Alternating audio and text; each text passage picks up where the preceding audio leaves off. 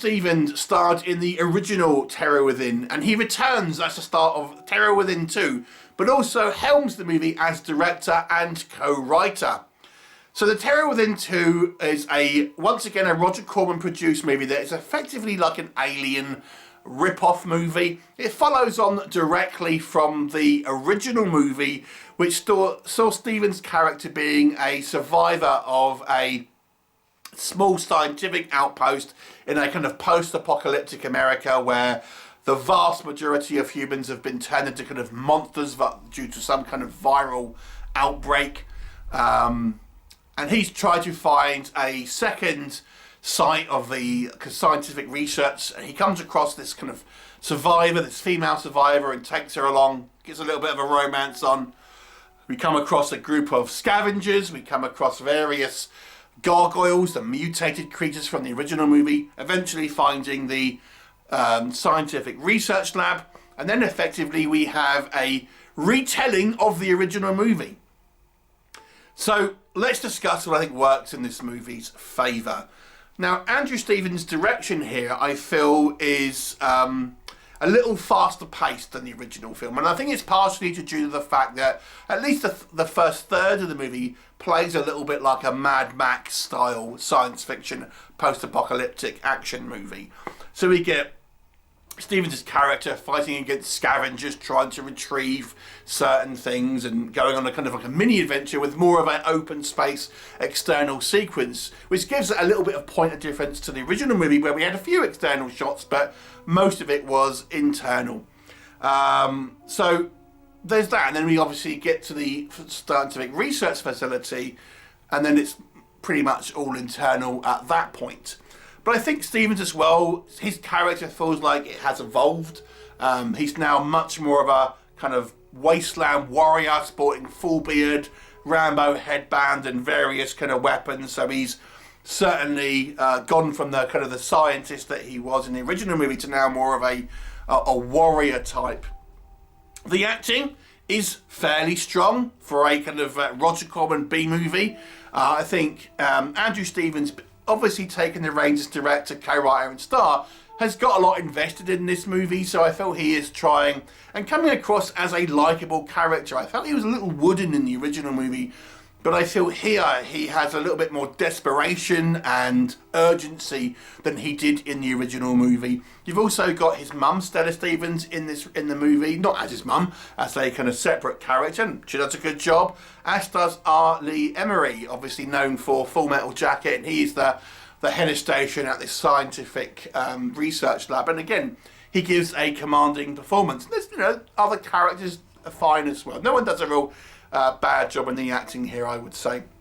We get a little bit of variety in our monsters this time. We get a gargoyle human hybrid. We get a partially formed gargoyle, which has been formed from the remains of a gargoyle, which has then sort of fused with a human to create a kind of gelatinous sort of style, not quite formed version of one, as well as your classic gargoyles from the original movie. So it's kind of a fun movie. It's certainly schlocky. It's certainly a B-movie. It has a lot of the same good points and faults from the original film. But it's an entertaining film at the very least. It's a fun movie, and it has an element of schlocky goodness. Running away from slimy monsters. Who doesn't like that? What doesn't work in this movie? I think the main problem for me is this movie, it kind of just replicates the plot from the original film. I was kind of surprised because it started out with a very different style of movie, being a kind of wasteland, Mad Max style movie compared to the tight, claustrophobic, corridor-based horror movie that was the original. I thought, oh, fair enough, I hadn't seen this one before. I thought, you know what, it's doing something a little bit different. However, when we get to the scientific research station, it just turns into the first movie again.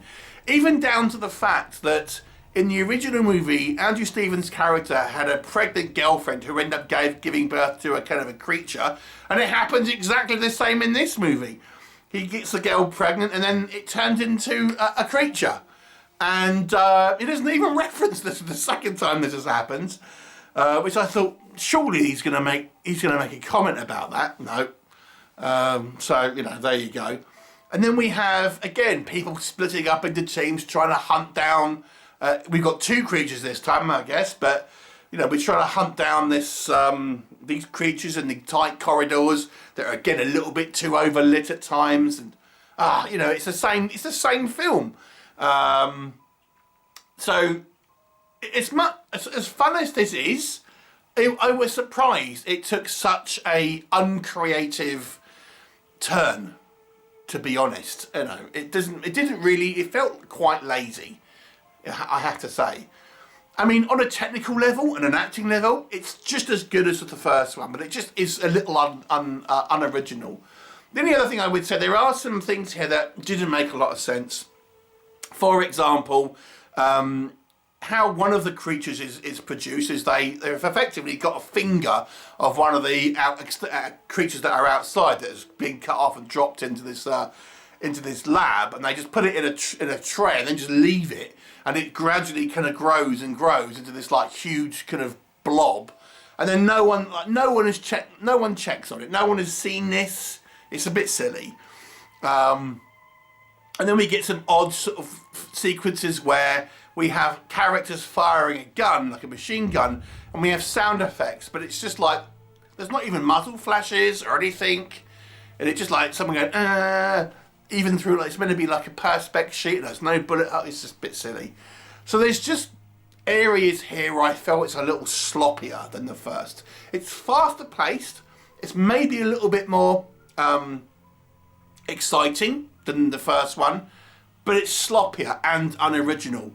And then let's talk about the creatures again briefly. I just thought we don't get as good a look, I don't think, as we did in the first one with these creatures, and the makeup is different. Now you could say that they're not all gonna sort of mutate to be the same. I understand that, but we saw multiple creatures in the original movie, and they all kind of look more or less the same.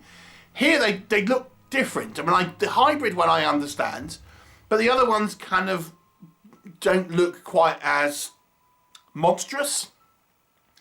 And we never really get a particularly good look. They're always kind of behind or far away.